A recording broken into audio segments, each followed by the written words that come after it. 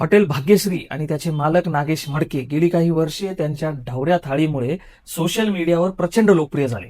बोकडे कापतानाचे video असोत, hotel समोरची प्रचंड गर्दी असो किंवा आज हॉटेल बंद आहे असे मजेशीर रील्स असो, नागेश मडके यांचे कंटेंट व्हायरल होणं ही जणू रोजचीच गोष्ट झाली आहे.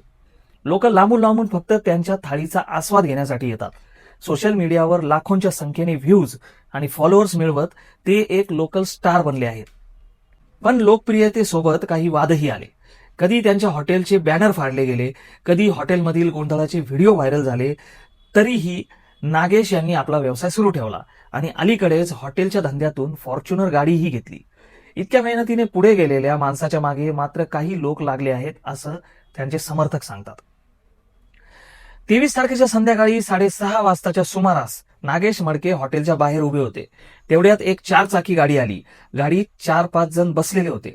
हे 5ही जण नागेश यांच्या जवळ आले आणि आम्हाला तुमच्यासोबत सेल्फी पाहिजे असा हट्ट धरला. नागेश आत जाऊन मोबाईल आणायला निघाले. इतक्यात त्यांचा हात पकडून हे लोक त्यांना खेचून घेऊन गेले. सुमारे 4 ते 5 किलोमीटर पर्यंत नागेश यांना फरफटत नेण्यात आलं. कुणी म्हणत होतं याला जीवे मारून टाकू, तर कुणाचं म्हणणं होतं नको सोडून देऊ. शेवटी हॉटेलपासून 5 किलोमीटर अंतरावर त्यांना रस्त्यावर सोडून देण्यात आलं. या दरम्यान त्यांच्या हाताला दुखापत झाली, जखमा झाल्या. नागेश स्वतः म्हणतात की हा सरळ सरळ हल्ला होता. सर्वात धक्कादायक म्हणजे इतके दिवस झाले तरीही पोलिसांनी नागेश मडके यांची FIR घेतलेली नाही. नेमकं का? हा खरंच हल्ला आहे का, की जसा काही लोकांचा दावा आहे तसा हा फक्त प्रसिद्धीसाठीचा स्टंट आहे? पोलीस तपासात जर हे सिद्ध झालं की हा फक्त शो ऑफ होता, तर केस नागेश यांच्यावरच फिरू शकते. आणि जर हा खरा हल्ला असेल तर मग गुन्हेगारांवर कारवाई का होत नाही हा मोठा प्रश्न आहे. नागेश मडके यांचे समर्थक म्हणतात तो एक मराठी व्यावसायिक आहे, मेहनतीने उभा राहिलाय म्हणून काही लोकांना हे पचत नाही. तर विरोधक म्हणतात सोशल मीडियावर प्रसिद्ध होण्यासाठी काहीही केलं जातं, ही सगळी नाटकं आहेत. आज सोशल मीडियाच्या युगात कोणतीही घटना खरी आहे की खोटी हे ठरवणं अवघड झालं आहे. फोटो व्हिडिओ बघून त्वरित मत बनवलं जातं, पण सत्याचा गाभा मात्र अद्याप दडलेला असतो. घटनेनंतर नागेश यांनी पोलिसांकडे संरक्षण आणि बंदुकीच्या लायसन्सची मागणी केली आहे. त्यांचं म्हणणं आहे की त्यांच्या सुरक्षेसाठी हे गरजेचं आहे. मात्र मागणी देखील काही लोकांच्या शंकेला वाव देते.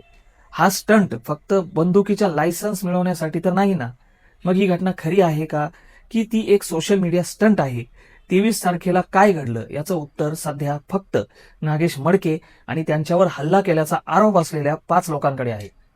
पण एवढं नक्की, मराठी व्यावसायिक जेव्हा उभा राहतो, पुढे जातो, तेव्हा त्याचं कौतुक करण्याऐवजी त्याला मागे खेचणारेही कमी नसतात. आणि अडाणी दिसत असले तरी सोशल मीडियाच्या दुनियेत नागेश मडके फार पुढे निघून गेलेत हे विसरून चालणार नाही. तुम्हाला काय वाटतं? ही घटना खरी आहे का, की प्रसिद्धीसाठी केलेला एक स्टंट? तुमचं मत आम्हाला कमेंटमध्ये नक्की सांगा. आणि अशाच आणखी बातम्यांसाठी भारत न्यूजला सबस्क्राईब करायला विसरू नका. जय श्रीराम.